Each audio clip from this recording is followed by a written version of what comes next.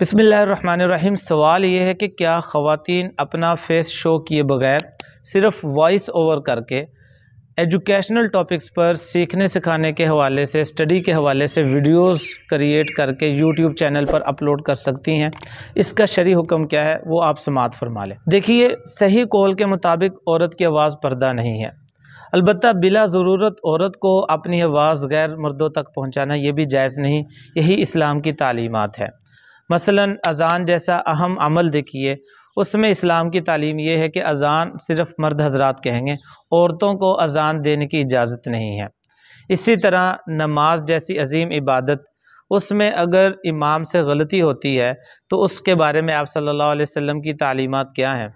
आप सल्लल्लाहु अलैहि वसल्लम ने फरमाया अत-तस्बीहु लिर्रिजाली अत-तस्फ़ीक़ु लिन्निसा, यानी अगर इमाम से गलती होती है तो मुक़्तदी हज़रात अगर मर्द हों तो मर्दों को इमाम की गलती बताने के लिए तस्बीह यानी सुबहान अल्लाह कहना चाहिए, जिससे इमाम अपनी गलती पर मुतनब्बे हो जाए और नमाज दुरुस्त कर ले।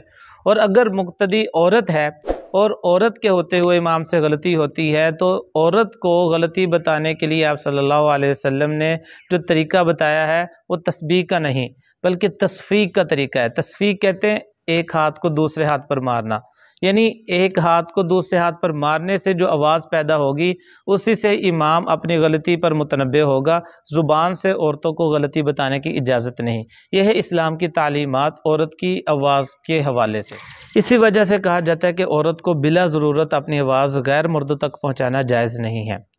रहा एजुकेशनल टॉपिक्स पर और स्टडीज़ टॉपिक्स पर वीडियोज़ बनाना, ये इस हद तक गुंजाइश होगी कि अगर औरत अपनी आवाज़ में तकल्लुफ़ के साथ, नरमी किए बग़ैर, अपनी आवाज़ में शाइस्तगी के बग़ैर फ़ितरतन अपने असल लहजे में बोले और किसी किस्म की बनावट इख्तियार ना करे, किसी किस्म की उस आवाज़ में नरमी ना पैदा करे, तो फिर कुछ गुंजाइश है।